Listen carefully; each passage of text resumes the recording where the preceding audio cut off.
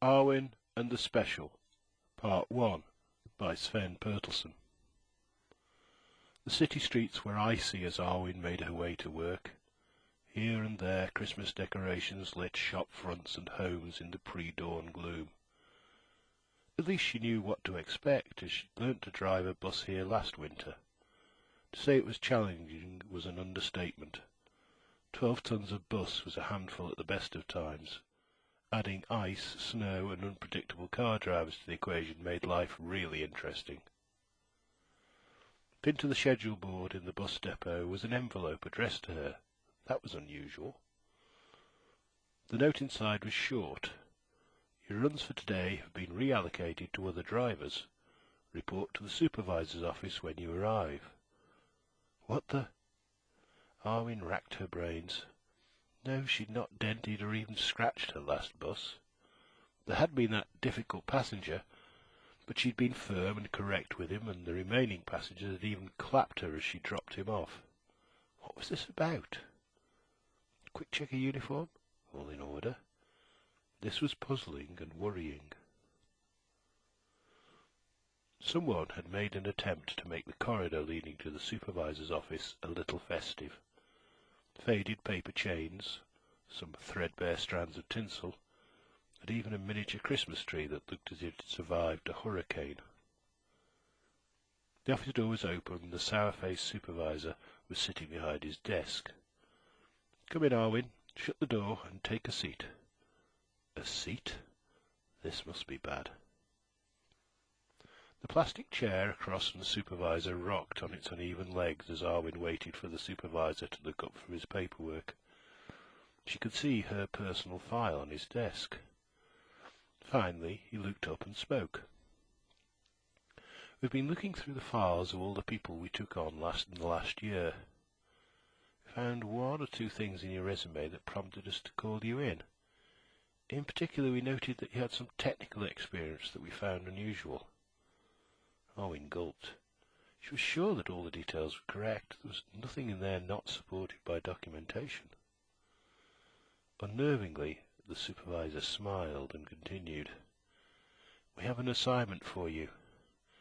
You may know that we've been running some extra buses at Christmas for some years. This year we've adapted one bus specifically to take children to visit Santa Claus. We would like you to drive our Santa Special this year." Arwin gulped again, this time with relief. She'd heard some rumours around the depot that there was a special project being carried out in the workshops. Getting to drive it was really a feather in her cap. She smiled at the supervisor and said she'd be glad to help. He stood up, shook her hand, and told her to report to the workshops and get accustomed to the vehicle, and handed her a leaflet outlining the timetable and a map of the pickup points. The destination of the bus seemed rather vague, though. It just said, "Santa's North Pole Workshop." Gleaming new, the bus stood in a screened-off area of the workshop. From the outside, the only way it seemed different was a custom sign on the outside announcing it as the Santa Special, replacing the normal advertising banner, and some heavily studded tyres. Inside was a different story. In place of the normal bench seats were padded seats with seat belts. It had a carpeted floor. Fairy lights ran along the ceiling and Christmas music was playing over the speakers. What really took away Arwen's breath was the driver's area. A leather chair, a multitude of readout dials, and what looked like a radar screen on the dashboard. And above all, rather than a steering wheel, an aircraft yoke and even hand throttles. With little imagination, you could even imagine this bus could fly. Laying on the driver's seat was a folder bearing the title Flight Manual. The workshop had really entered into the spirit of this. Well, Christmas was a time for indulging in some make-believe, even if only to make things special for the children. Arwin worked her way through the manual. All pretty standard stuff, just some additional information about the sound system and the lighting. About halfway through the manual, she thought, well, that covers everything. What was the rest of this about? She flipped to the next divider and blinked at the title. Pre-flight checks, takeoff and landing procedures.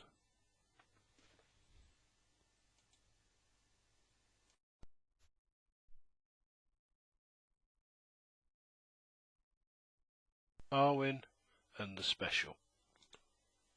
Part 2 by Sven Bertelsen. Arwin snuggled down into the padded leather driver's seat and started reading the next section of the manual. This chair was more comfortable than her own at home. This bus was going to be a pleasure to drive. The workshop had done a great job in mocking up the flight controls in the manual.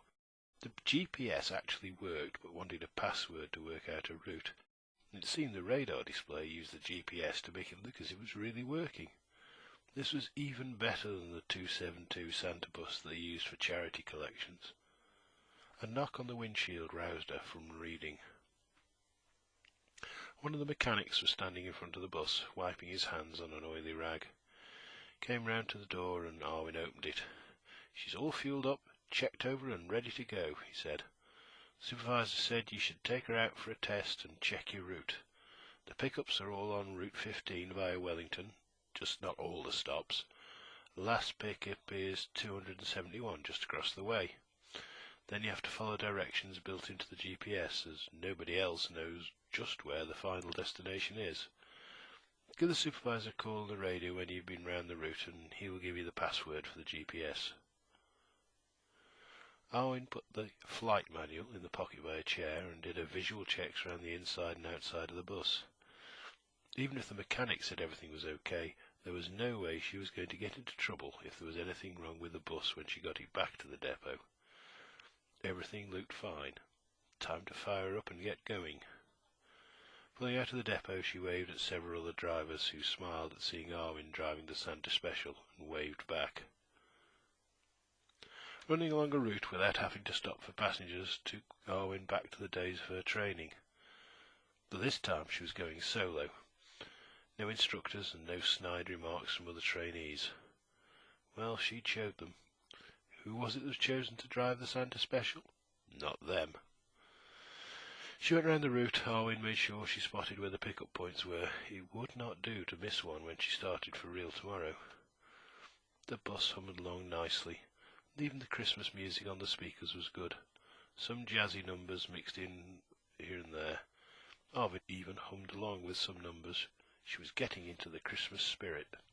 It didn't seem long till she was heading back towards the depot and the final pickup point outside the airport building. She wondered if perhaps she would just be taking the passengers into the airport to board a plane. That might be it. Pulling up at the last pickup, she took the radio mic off its holder and called into the depot and asked to speak to the supervisor. She was told he would be right there. Within a few minutes she saw the supervisor crossing the road to her, and she opened up the door. In his hand he was carrying an envelope, so perhaps even he didn't know the password or the destination. Intriguing. "Had a good run so far?" the supervisor asked. "The password for the GPS is in this sealed envelope. Please memorize it and then destroy the slip inside."